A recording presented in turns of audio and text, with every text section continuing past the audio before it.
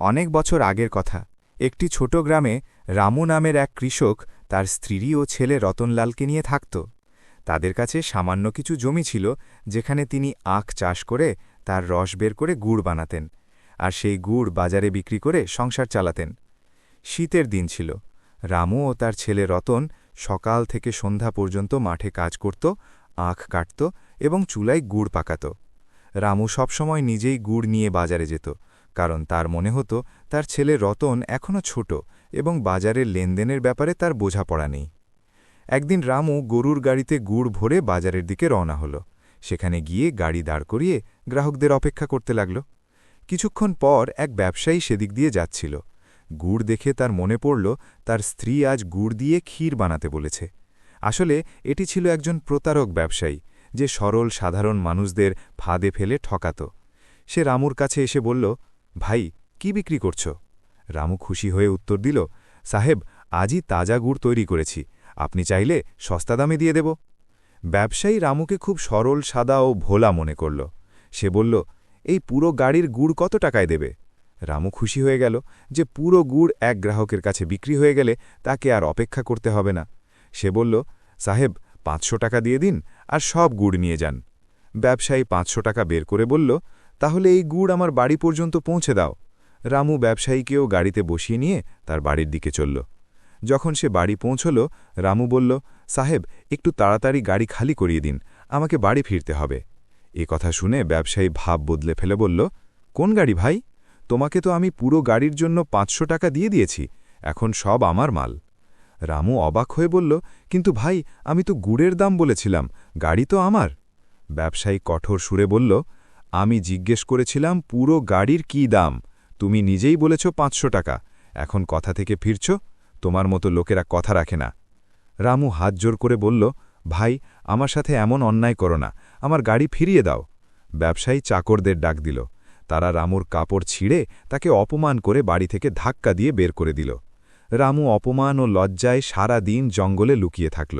তার ভয় ছিল এই অবস্থায় তাকে কোনো গ্রামের লোক দেখে ফেললে তার মান কি হবে। রাত হলে সে অন্ধকারে চুপিসারে নিজের বাড়ির দিকে রওনা হল। বাড়ি পৌঁছলে তার অবস্থা দেখে স্ত্রী ও ছেলে রতন দৌড়ে এলো। রতন জিজ্ঞাসা করল, বাবা, আপনার এই অবস্থা কিভাবে হল? রামু অশ্রু সজল চোখে সব ঘটনা বলল। কিভাবে সেই প্রতারক ব্যবসায়ী তার সরলতার সুযোগ নিয়ে মাত্র 500 টাকায় গুড়ের সঙ্গে গাড়িটিও নিয়ে নিয়েছে এবং তার মানও কিনে নিয়েছে। রামুর মুখে সব কাহিনী শুনে রতনলালের রক্ত গরম হয়ে উঠল। সে রাগ করে বলল, বাবা, কাল বাজারে আমি যাব এবং সেই প্রতারক সওদাগরের কাছে আপনার অপমানের হিসাবও নেব এবং নিজের গরুর গাড়িও ফিরিয়ে নিয়ে আসব। বাবা ছেলের আবেগ দেখলেন, কিন্তু মৃদুস্বরে বুঝিয়ে বললেন, না বাবা, ওই ব্যবসায়ী খুব চালাক ও নিষ্ঠুর, কোথাও তুমিও কোনো বিপদে পড়ো না। কিন্তু রতন ধৈর্য ধরে বলল, বাবা, আপনারা শুধু তার চেহারাটা বলে দিন, তারপর দেখুন আপনার ছেলে কিভাবে আপনার মান ফিরিয়ে আনে। যখন রতন মানল না, তখন রামু ব্যবসায়ীর চেহারা তাকে বুঝিয়ে দিল। পরের দিন সকালে রতনলাল প্রতিবেশীর কাছ থেকে একটি গরুর গাড়ি চাইল। তাতে নিজের তৈরি তাজা গুড় রাখল এবং বাজারের দিকে রওনা দিল। সে ঠিক সেই জায়গায় গিয়ে দাঁড়াল যেখানে তার বাবাকে ঠকানো হয়েছিল। কিছুক্ষণ পর সেই প্রতারক ব্যবসায়ী এসে হাজির হল। রতনলালকে দেখে সে থামল। ব্যবসায়ীকে দূর থেকে দেখেই রতনলাল তাকে চিনতে পেরেছিল, কারণ তার বাবা তাকে ব্যবসায়ীর চেহারা ভালোভাবে বলে দিয়েছিলেন। রতনলালের নিরীহ ও দুঃখিত মুখ দেখে ব্যবসায়ী জিজ্ঞাসা করল, ভাই, তুমি এত দুঃখ করে বসে কেন? রতনলাল বলল, কি বলবো কাকা, গতকাল আমার বাবা গুড় বিক্রি করতে এসেছিলেন, কিন্তু কিছু ডাকাত গুড় আর গাড়ি সব লুট করে নিয়ে গেছে। রতনলালের সুর শুনে ব্যবসায়ী মনে মনে ভাবল, গতকাল বাবাকে বোকা বানিয়েছিলাম, আজ ছেলের পালা। এটা তো আরও সরল মনে হচ্ছে, এবার গুড় আর গাড়ি দুটোই হাতে আসবে। ব্যবসায়ী রতনের কাছে এসে বলল, ভাই, এই গাড়িতে কি আছে? রতন মৃদুস্বরে উত্তর দিল, সাহেব, এতে তাজা গুড় আছে, এমন সুস্বাদু গুড় আপনি কখনো খাননি। ব্যবসায়ী বলল, তো বলো, পুরো গাড়ির কি দাম রাখছ? রতনলাল হেসে বলল, 1 মুঠো টাকা দিয়ে দিন, বাস, সওদা আপনার। ব্যবসায়ী সওদাগরের মুখে লোভের হাসি ফুটে উঠল। মনে ভাবল, বাহ, এটা তো বাবার চেয়েও বেশি নির্বোধ। এক মুঠোয় কিছু সিঁকি রেখে 100 টাকা দিয়ে দেব আর পুরো গাড়ি আমার হয়ে যাবে। ব্যবসায়ী বলল, ঠিক আছে ভাই, সওদা মঞ্জুর, কিন্তু টাকা আমি বাড়ি গিয়ে দেব। তুমি শুধু গাড়ি আমার বাড়ি পৌঁছে দাও। রতনলাল নীরবে রাজি হয়ে গেল। রতনলালের পরিকল্পনা সঠিক দিকে এগোচ্ছিল। যখন সে ব্যবসায়ীর বাড়ি পৌঁছাল, ব্যবসায়ী গাড়ি ভিতরে দাঁড় করাল। তারপর পকেট থেকে কিছু সিকি বের করে মুঠোয় চেপে রতনের দিকে বাড়িয়ে দিয়ে বলল, নে, 1 মুঠো দাম আর গাড়ি এখানেই রেখে ফিরে যা। এটাই তো ঠিক হয়েছিল না? রতনলাল বলল, সাহেব, দাম তো গুড়ের লাগিয়েছিলেন। গাড়ি আমার আর আমার বাবার। আপনি মেহেরবানি করে শুধু গুড় নামিয়ে নিন, গাড়ি আমাকে ফিরিয়ে নিতে দিন। ব্যবসায়ী বলল, কি বলছো? তুমি নিজেই বলেছিলে 1 মুঠো টাকায় পুরো গাড়ি দিয়ে দেবে, এখন কথা থেকে ফিরছ? রতনলাল ধৈর্য ধরে বলল, না সাহেব, যা বলেছিলাম তাই বিক্রি করছি। আমি আপনাকে গুড় বিক্রি করেছি, গাড়ি নয়। গাড়ি তো আমার ব্যবসার উপায়। ব্যবসায়ী রাগে দাঁত কিড়মিড় করে বলল, এখন যদি বেশি কথা বলিস তাহলে তোকে তোমার বাবার মতো অপমান করে বের করে দেব। রতনলাল সওদাগরের হুমকি শুনে নীরবে বলল, আচ্ছা জনাব, যদি কথা এমনই হয় তাহলে সেই 1 মুঠো দামটাই দিয়ে দিন। ব্যবসায়ী সিকিপূর্ণ মুঠো রতনের দিকে বাড়িয়ে দিল। যেই মুঠো এগিয়ে দিতে শুরু করল, অমনি রতন তার হাত শক্ত করে চেপে ধরে পকেট থেকে ছুরি বের করে বলল, শুনুন সওদাগর সাহেব, আমি আমার গাড়ি আপনার কাছে রেখে যাচ্ছি, কিন্তু বদলে আপনার এই মুঠো সঙ্গে নিয়ে যাচ্ছি, কারণ কথা ছিল 1 মুঠো সিকির। সওদাগর কাঁপতে শুরু করল, এটা কি চালাকি? হাত ছাড়ো আমার। রতন বলল, আপনি আমার পুরো গাড়ি শুধু 1 মুঠোর বিনিময়ে হাতিয়ে নিয়েছিলেন না? এখন এই মুঠো আমার। ছুরি ধারালো ছিল, আর রতনলালের ইচ্ছা ছিল সত্য। যেই সে হাতে চাপ দিল, অমনি ব্যবসায়ী চিৎকার করে উঠল। কাতরাতে কাতরাতে বলল, তোর আল্লাহর কসম বাবা, যা চাস নিয়ে যা, শুধু আমাকে ছেড়ে দে। রতনলাল বলল, প্রথমে সেই গাড়ি খালি কর যা গতকাল আমার বাবা রামুর কাছ থেকে ছিনিয়ে নিয়েছিলি। আর হ্যাঁ, এখন তুই আমাকে 2000 টাকা মাসিক বেতনে নিজের ঘরে চাকরিও দিতে হবে। ব্যবসায়ীর আর কোনো উপায় না থাকায় নিজের জীবন বাঁচাতে হাত জোড় করে বলল, ঠিক আছে, তুমি যেমন চাও তেমনই হবে। রতনলাল ছুরি সরিয়ে রাখল, যদি তুই কথা থেকে ফিরিস বা চাকরি থেকে বের করে দিতে চাস বা বেতনে টালবাহানা করিস, তাহলে মনে রাখিস আমি তোর নাক কান দুটোই কেটে দেব। ব্যবসায়ী কাঁপা কাঁপা মাথা নেড়ে প্রতিশ্রুতি দিল। সে রামুর গাড়িও খালি করিয়ে দিল এবং চাকরির কথাও মেনে নিল। রতনলাল 2টি গরুর গাড়ি নিয়ে নিজের গ্রামে ফিরে এলো। রামু দূর থেকেই ছেলেকে আসতে দেখে খুশিতে আত্মহারা হয়ে দৌড়ে গিয়ে ছেলেকে জড়িয়ে ধরলেন। রতন সব কাহিনী বলল এবং চাকরির কথাও জানাল। বাবা উদ্বিগ্ন হয়ে বললেন, বাবা, ওই সওদাগর বদলা নেওয়ার মতো লোক, সাবধান, সবসময় সতর্ক থাকিস। রতন হেসে বলল, বাবা, যদি সে সিংহ হয় তবে আমি সোয়া সিংহ, এখন আপনি চিন্তা করবেন না। পরের দিন সকালে রতনলাল সওদাগরের বাড়ি কাজে হাজির হল। সওদাগর মনে মনে ভাবল, আমি এত কঠোর পরিশ্রম করাব যে নিজেই পালিয়ে যাবে। সে বলল, রতনলাল, 2টি ক্ষেত চাষ করে দাও, তারপর সন্ধ্যায় চুলার জন্য কাঠ আনতে হবে। রতন নীরবে মাঠের দিকে চলে গেল। সারা দিন সে একটা গাছের নিচে ঘুমিয়ে কাটাল। সন্ধে হলেই সে একটা মোটা কাঠের হালকা 3-4 টুকরো করল। তারপর সেগুলোর বোঝা বানাল। কাঠের বোঝা মাথায় নিয়ে বাড়ির দিকে চলে গেল। বাড়ি পৌঁছে কাঠের বোঝা ফেলে নীরবে খাবার খেতে বসল। সওদাগর চাকরকে বলল, একে 1 মুঠো চাল দে আর 1 চামচ ডাল দে, এই হলো এখানকার খাবার। এখানে থাকতে হলে 1 মুঠো চালে থাকতে হবে, নইলে বেরোয় যা। রতন সওদাগরের কথা শুনল, নীরবে সেই চাল খেল, পানি পান করে ঘুমাতে চলে গেল। তাকে গরু ও বলদের কাছে ঘুমাতে দেওয়া হলো, কিন্তু রাতে ক্ষুধা তাকে ঘুমাতে দিল না। পেটে যেন ইঁদুর দৌড়াচ্ছিল। কিছুক্ষণ পাশ ফিরতে থাকল। না খেয়ে কি করে ঘুম আসে? কিন্তু সে কি ব্যবসায়ীর চেয়ে কম চালাক ছিল? সে ধীরে উঠে গাভীর দিকে গেল। দেখল একটি ছোট বাছুর দড়ি দিয়ে বাঁধা। রতন চুপিসারে বাছুরের দড়ি খুলে দিল। বাছুর সঙ্গে সঙ্গেই মায়ের কাছে গিয়ে দুধ পান করতে লাগল। যেই বাছুর মুখ লাগাল, গাভীর থনে দুধ এসে গেল। রতন সময় নষ্ট করল না। বাছুর আবার বেঁধে রেখে সব দুধ নিজে পান করে ফেলল। পেট ভরার পর সে চট করে ঘুমিয়ে পড়ল। সকালে যখন সওদাগরের স্ত্রী দুধ নিতে গেল, থান পুরোপুরি ফাঁকা। সে অবাক হয়ে গেল। গিয়ে ব্যাপারটা সওদাগরকে জানাল। সওদাগর এসে গাভীর কাছে যেতেই গাভী জোরে লাথি মারল এবং সে পিছিয়ে পড়ল। সওদাগরের পড়ার আওয়াজে রতনের ঘুম ভাঙল। সে মনে মনে ভাবল, রতনকে ক্ষুধার্ত রাখবে, তাহলে এভাবেই গাভীর লাথি খাবে, আর এটিই রোজকার কাজ হয়ে গেল। রতন প্রতি রাতে বাছুর ছেড়ে দিত, গাভীর সব দুধ নিজে পান করে ফেলত, আর দিনভর কাজ করতে থাকত। কিন্তু সে দুর্বল না হয়ে আগের চেয়ে বেশি সবল ও শক্তিশালী দেখাত। সওদাগর অবাক হয়ে যেত, এই ছেলে এক মুঠো চাল খায়, সারাদিন কাজ করে, তবু এত সবল কিভাবে? সে জানত না তার গাভীর সব দুধ রতনের পেটে যাচ্ছে।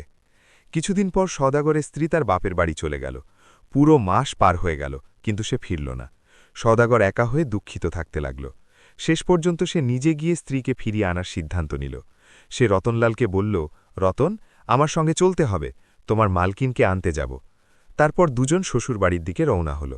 তাদের কাছে শুধু একটি ঘোড়া ছিল, তাতে সওদাগর নিজে বসে রতনকে পায়ে হেঁটে চলতে বলল।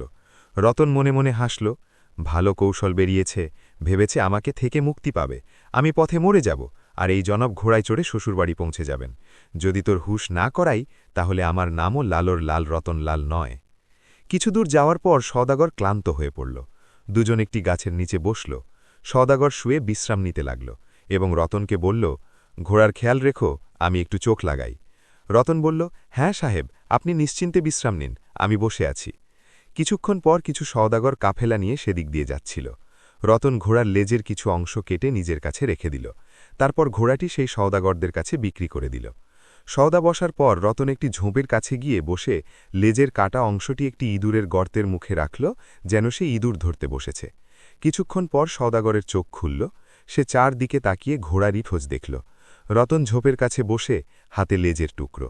সওদাগর রাগ করে বলল, রতন, আমার ঘোড়া কোথায়? রতন নিরীহ সুরে বলল, সাহেব, ঘোড়া তো ইঁদুরের গর্তে ঢুকে গেছে, আমি অনেক কষ্টে এর লেজ ধরে রেখেছি, একা টানতে পারছি না, একটু আপনিও জোর দিন। সওদাগর রেগে গিয়ে যেই ঘোড়ার লেজ টানল, অমনি লেজ তার হাতে হইল। এটা কি তামাশা? সওদাগর চিৎকার করে উঠল। রতন সহজভাবে বলল, সাহেব, আপনিই বলেছিলেন যেতে হলে আমার নাক কান কেটে যা, তাহলে আপনিই বলুন, লেজ তো আমার সাথেই রইল, এখন ঘোড়া নেই। সওদাগর কিছু বলতে পারল না। বাধ্য হয়ে তাকে রতনকে আবার সঙ্গে নিয়ে এগোতে হল। পথে একটি বাজার এলো। সওদাগর সেখান থেকে আরেকটি ঘোড়া কিনল, এবার কালো ঘোড়া। তারা দুজন আবার এগোতে লাগল। পথে বিশ্রাম নেওয়া হল। সওদাগর রতনকে বলল, এই ঘোড়াটি বিশেষ, একে খুব ঘষে গোসল দিও, সব ময়লা ছেলানো উচিত। রতন বাজারে গিয়ে সেই ঘোড়াটিও বিক্রি করে দিল, আর এবার একটি সুন্দর সাদা খরগোশ নিয়ে এলো। যখন সওদাগরের চোখ খুলল, রতন খরগোশ নিয়ে বসে। রতন, ঘোড়া কোথায়?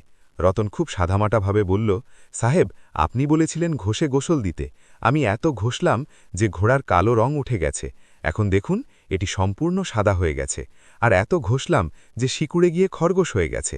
সওদাগর দাঁত কিড়মির করল, কিন্তু শর্ত অনুযায়ী সে কিছুই করতে পারল না। এখন দুজন পায়ে হেঁটে চলতে বাধ্য হল। শ্বশুরবাড়ি কাছে এসে গেল, কিন্তু সওদাগর ক্ষুধায় নাস্তানাবুদ। সব টাকা ঘোড়ায় খরচ হয়ে গেছে, আর খাবার দাবারও শেষ। সওদাগর একটি গাছের নিচে বসে রতনকে বলল, রতন, আমার শ্বশুরবাড়ি খবর দে যে আপনার জামাই আসছে, তারা খুশি হয়ে আমার জন্য খাবারের ব্যবস্থা করবে। রতন রওনা হল। ফাঁকি দেওয়ার আরেকটি সুযোগ পেয়ে গেছে। রতন সওদাগরের শ্বশুরবাড়ি পৌঁছে নিজের পরিচয় দিয়ে সওদাগরের আগমনের খবর দিল। সওদাগরের শাশুড়ি উদ্বিগ্ন হয়ে জিজ্ঞাসা করলেন, বাবা, আমাদের জামাইজির শরীর ভালো তো? রতন সাদামাটাভাবে উত্তর দিল, না, তার সময় ভালো যাচ্ছে না, আপনার জামাইজির পেটের অসুখ হয়েছে। রতনের দ্রুত বুদ্ধি ও চালাকি রামুর দুঃখের প্রতিশোধ এত সুন্দরভাবে নিল যে শুধু বাবার মান বাড়ল না, সেই নিষ্ঠুর সওদাগরও, যে আগে রামুকে অপমান করে তাড়িয়ে দিয়েছিল, এখন সেই ছেলের মুখাপেক্ষী হল। রতনকে সওদাগরের সঙ্গে শ্বশুরবাড়ি যেতে হলে পথে সওদাগর তাকে জ্বালানোর কোনো সুযোগ ছাড়ল না, কিন্তু রতন বুদ্ধি, ধৈর্য আর দ্রুত সিদ্ধান্ত দিয়ে তাকে প্রতিবার ব্যর্থ করল। সে কখনো ঘোড়া বিক্রি করে তার লেজ ইঁদুরের গর্তে ফাঁকি দিয়ে অজুহাত তৈরি করত, কখনো খচ্চরের বদলে খরগোশ এনে সওদাগরের হাতে ধরিয়ে দিত, কিন্তু সওদাগর শর্ত অনুযায়ী কিছু করতে পারত না। তাকে কর্মফল তো ভোগ করতেই হবেই, রামুর সাথে যা করেছিল। এবার গল্পের বাকি অংশ শুনুন। যখন দুজন শ্বশুরবাড়ি পৌঁছাল, তখন রতন সেখানেও চালাকি দেখাল। সওদাগরের নামে খিচুড়ি আর নিজের জন্যে ক্ষীর, পুরি, হালুয়া আর রায়তা তৈরি করিয়ে নিল। সওদাগরের খুব রাগ হলেও কিছু বলতে পারল না, কারণ নিজের কৃতকর্ম কখনো মাপ হয় না। রাতে দুজনের খাট ছাদে দেওয়া হল। রতন আরামে নাক ডেকে ঘুমিয়ে পড়ল, কিন্তু বেচারা সওদাগর ক্ষুধায় পাশ ফিরতে থাকল। যখন সওদাগরের ঘুম হল না, সে রতনকে জাগিয়ে বলল, ওহে, তুই তো ক্ষীরপুরি খেয়ে নাক ডাকছিস, আমি এখানে ক্ষুধায় মরে যাচ্ছি। তখন রতন চুপিসারে একটি কৌশল ভাবল। ছাদের পুরনো একটি গর্ত ছিল, যা আগে গম বা ভুট্টা নিচে ফেলার কাজে ব্যবহার হতো। রতন সওদাগরের কোমরে দড়ি বেঁধে বলল, সাহেব, নিচে রান্নাঘরে পদের ব্যবস্থা আছে, আপনি গিয়ে খেয়ে নিন এবং পেট ভরলে দড়ি নেড়ে আমাকে জাগিয়ে দিন, আমি আপনাকে ওপরে টেনে তুলব। সওদাগর খুব খুশি হল। সে সঙ্গে সঙ্গে নিচে নেমে হালুয়া পুরিতে এমনভাবে পড়ল যেন অনেক দিন পর খেতে খেয়েছে। খেয়ে যখন পেট ভরল, সওদাগর দড়ি নেড়ে ধীরে আওয়াজ দিল, রতন, এবার আমাকে ওপরে টেনে তোল। কিন্তু রতন নাক ডেকে ঘুমিয়ে পড়ল। নিচে সওদাগর খেয়ে পড়ে প্রস্তুত বসে আছে, আস্তে আস্তে আওয়াজ দিচ্ছে, ও রতন, টান, আমাকে টান। কিন্তু রতন বেখবর। এদিকে সওদাগরের শাশুড়ি পানি পান করতে এলো। দরজার কাছে এসে ভেতর থেকে আওয়াজ শুনতে পেল, টান টান, তাড়াতাড়ি টান। বেচারা ভয় পেয়ে গেল, দৌড়ে গিয়ে সওদাগরের শ্বশুরকে জাগিয়ে দিল, মশাই, রান্নাঘরে কোনো জিন বা ভূত এসেছে, বারবার বলছে টান টান, তাড়াতাড়ি টান। বুড়ো শ্বশুর সঙ্গে সঙ্গেই জামাই, ছেলে ও প্রতিবেশীদের জড়ো করলেন। সবাই রান্নাঘরের দরজায় কান দিয়ে দাঁড়িয়ে গেল। ভেতর থেকে আওয়াজ আসছিল, ও রতন, মরাবি নাকি, তাড়াতাড়ি টান। তখন রতন জেগে উঠল, তাড়াতাড়ি দড়ি টেনে সওদাগরকে ওপরে তুলে নিল। শ্বশুর দরজা খোলার আগেই সওদাগর ছাদে ফিরে গেছে। নিজে রান্নাঘর ফাঁকা দেখে সবাই অবাক হয়ে নিজেদের ঘরে ফিরে গেল। কিন্তু ভাগ্য কিছু অন্যরকমই লিখেছিল, রতনের ফাঁকি এখনও শেষ হয়নি। রাতের শেষ প্রহরে সওদাগরের পেটে মোচড় শুরু হল। সে আবার রতনকে জাগাল, ওঠ, আমার সাথে মাঠে চল, বড় জোরে চাপ লাগছে, মনে হয় পেট খারাপ হয়ে গেছে। রতন অর্ধ ঘুমে বলল, সাহেব, বাইরে যাওয়ার কি দরকার, এখানে কাছে একটি মাটির হাঁড়ি আছে, ওতেই কাজ ছাড়ুন, সকালে আমি চুপিসারে নিয়ে ফেলে দেব। সওদাগর আর কি করবে, বাধ্য হয়ে হাঁড়িতেই কাজ ছাড়ল। পেট খালি হলে সেও গভীর ঘুমে চলে গেল। সকালে সওদাগর রতনকে জাগাল, ওঠ তাড়াতাড়ি, এই হাঁড়ি বাইরে ফেলে দিয়ে আয়, না হলে লোকে দেখে ফেললে আমার মান যাবে। কিন্তু রতন তো নাক ডাকছে। সওদাগর তাকে অনেক নাড়াল, কোনো লাভ হল না। সওদাগর শেষ সিদ্ধান্ত নিল। সে চাদর মুড়ি দিয়ে হাঁড়ি মাথায় নিয়ে ধীর পায়ে সিঁড়ি বেয়ে নামতে লাগল। যেই আঙিনায় পৌঁছাল, কি দেখে, শ্বশুর মোষকে খাবার দিচ্ছেন। সওদাগর দৃষ্টি ঘিরিয়ে তাড়াতাড়ি দরজার দিকে বাড়ল, কিন্তু রতনের শেষ চাল। এসব রতন ছাদ থেকে দেখছিল, সময়ের অপেক্ষায় ছিল। তাড়াতাড়ি কাছে রাখা একটি মোটা লাঠি তুলে নিল। চুপিসারে নিচে নেমে পিছন থেকে সওদাগরের ওপর হামলার জন্য প্রস্তুত হল। যেই সওদাগর চাদর মুড়ি হাঁড়ি নিয়ে জঙ্গলের দিকে যাচ্ছিল যাতে নিজের মান বাঁচাতে পারে, অমনি রতন সারা গ্রামে চিৎকার করে দিল, চোর, চোর, ওহে দেখো, মাথায় হাঁড়ি নিয়ে চাদর মুড়ি যাচ্ছে চোর। কিছু লোক যারা সকালে মোষকে খাবার দিতে জেগেছিল, তারা তাড়াতাড়ি লাঠি সোটা নিয়ে আওয়াজের দিকে ছুটে গেল। তারা দূর থেকে সওদাগরকে দেখতে পেল, চাদর মুড়ি হাঁড়ি নিয়ে যাচ্ছে, এই তো চোর। তারপর সওদাগরের ওপর লাঠি বর্ষিত হতে লাগল। কেউ হাত মারছিল, সে অজ্ঞান হয়ে চিৎকার করছিল, ওহে, আমি চোর নই, আমি সওদাগর গঙ্গাধর। কিন্তু কেউ তার কথায় কর্ণপাত করল না। এই চিৎকারে সওদাগরের শ্বশুর বাড়ির লোকেরাও এসে উপস্থিত হল, সবার হাতে লাঠি। তখন রতন শেষ কথাটি বলে দৃশ্য শেষ করে দিল, ওহে, সবাই তো এখানে, কিন্তু আমাদের সওদাগর সাহেব কোথায় গেলেন? সবাই চমকে উঠল, হ্যাঁ সত্যি, জামাইজি তো চিৎকার শুনেই উধাও হয়ে গেলেন, শেষ পর্যন্ত কোথায়? যখন তারা চাদর সরিয়ে দেখল, তখন সামনে নিজেদের জামাই বসে, মুখ লজ্জায় নিচু, শরীর নীল হয়ে গেছে, আর মাথায় হাঁড়ি, আর হাঁড়িতে হালুয়া। সবাই হেসে উঠল, হাসির তুফান। সওদাগর লজ্জায় পানি পানি, মান, অহংকার, মর্যাদা সব মাটিতে মিশে গেল। সওদাগরের অনুতাপ, রতনের জয়। শাশুড়ি শ্বশুর জামাইকে ঘরের ভেতরে নিয়ে গিয়ে নতুন কাপড় দিলেন। সওদাগরের স্ত্রীকেও সঙ্গে নিয়ে সবাই বিদায় দিলেন। যখন সে বাড়ি পৌঁছাল, তখন রতন ধীরে বলল, সওদাগর সাহেব, আপনার হাঁড়িতে প্রথম লাঠিটা আমি মারলাম, আর চোর চোর চিৎকারটাও আমিই করলাম। সওদাগরের পা যেন মাটিতে গেঁথে গেল, চোখে জল। সে ভীত কণ্ঠে বলল, রতন, তুই কেন এটা করলি? তোর এতে কী লাভ? রতন মৃদু ও সহজভাবে উত্তর দিল, আমি তাই পেলাম যা আপনি আমার সরল সাদা বাবার কাপড় ছিঁড়ে জঙ্গলে ফেলে দিয়ে পেয়েছিলেন। এটা সেই প্রতারণার প্রতিশোধ। সওদাগরের ঘাড় নিচু হয়ে গেল। রতন, আমাকে মাফ করে দে, আল্লাহর জন্য, এখন তুই আমাকে ছেড়া দে। গতন গম্ভীরভাবে বলল, এত সহজে ছাড়ব না সওদাগর সাহেব। আমার সঙ্গে আপনার অঙ্গীকার ছিল, যখন আপনি আমাকে চাকরি থেকে বের করবেন, নিজের নাক কান কেটে আমার হাতে দেবেন। সওদাগর হাত জোড় করে কাঁদতে লাগল, রতন, নাক কান ছাড়ো, যা চাইবে দেব, শুধু আমার মান বাঁচিয়ে দে। রতন শেষ শর্ত রাখল, অঙ্গীকার করো, আজ থেকে কোনো গরিবকে ঠকাবে না, কার উপহাস করবে না। এখনই আমার হাতে আমার বেতন আর আলাদা করে 500 টাকা রাখো। সৌদাগর সঙ্গে সঙ্গে অঙ্গীকার করল। বেতন ও 500 টাকা রতনের হাতে রাখল এবং নিজের কাজের জন্য অনুতপ্ত মাথা নিচু করে নীরব হয়ে বসে রইল। শেষ পর্যন্ত রতন লাল নিজের বাড়ি ফিরে গেল। ব্যবসায়ী সওদাগর গঙ্গাধর সত্যি আজীবনের শিক্ষা পেয়ে গেল। এখন সে কাউকে ঠকাত না, গরিবের উপহাস করত না, মন থেকে তওবা করল এবং রামুর ছেলের কাছে ক্ষমা চাইল। শিক্ষা: যে কেউ কারো মা বাবার মন কষ্ট দেয় সে জীবনে কখনো শান্তি পায় না। যে গরিবকে অপমান করে আল্লাহ তাকে দুনিয়াতেই লাঞ্ছিত করেন, আর যে ধৈর্য ধরে আল্লাহ তাকে মান, বুদ্ধি ও সুযোগ উভয় দেন।